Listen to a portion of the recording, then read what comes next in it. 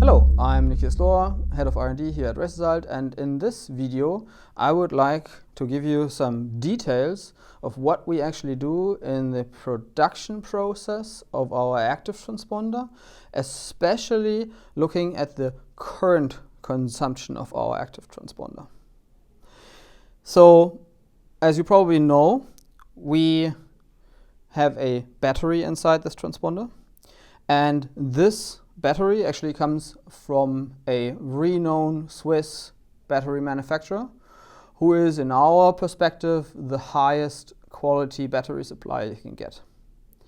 This is the first step of making sure that you actually get the battery life that you want.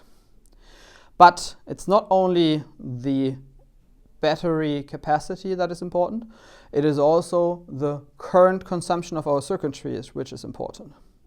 And let's discuss of how we actually make sure that we don't ship transponders which run empty too early. So in our production we have a test bench, which is this, which was built by one of our engineers. And here you can see panels of 20 active transponders each. Actually, there are more panels down here. And you can put one of those panels in this test bench here, and there is a bed of nails adapter up here. And what this test bench actually does, it writes firmware to the transponder, but it also checks all kinds of performance indicators.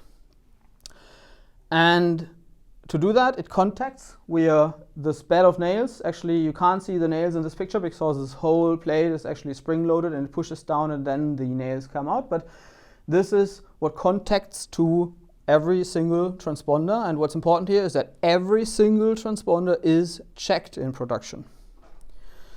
So one thing that we measure during this process is the different frequencies of our oscillators inside the transponder. And we gather data for every single transponder that's manufactured, and we monitor the data regularly to see if there are any trends of the oscillators drifting in any direction. So for example, here you see the LFXO oscillator distribution, the HFXO oscillator distribution, and the HFRC. And why is this important? Actually, this is looked at in the checking process, and if a transponder is not within certain limits that we programmed into our test bench, the transponder is sorted out and will not be potted and will not be shipped to you. So all these clocks are important. For example, they are important for the precision of the store mode inside the transponder. But obviously what we're more interested in here right now is the current consumption. So these are plots of current consumption of our circuitry before a firmware is applied and after the firmware is applied. And here you can again see there is some distribution, and we have a certain cutoff value. And if the current consumption is too high, meaning the battery would be drained too early, the transponder is sorted out, not potted, and not shipped to you. So we can also use that data to do some analysis. We continuously look at it and try to find sources for variances in current consumption. And for example, here you have a scatter plot of current consumption over the frequency of our 125 kilohertz detector chip. And in this case, you can see that there is no correlation. And we're trying to improve the process.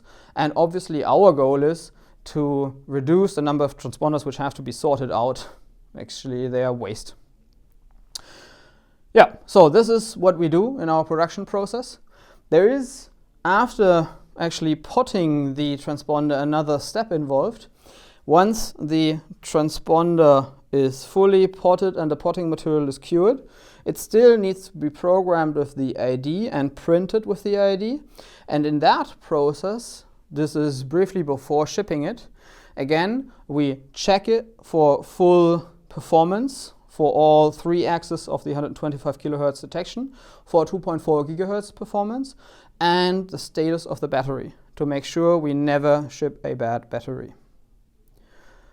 Yeah, I hope this was interesting for you and gives you some more confidence in the batteries of our active transponders. Thanks for watching.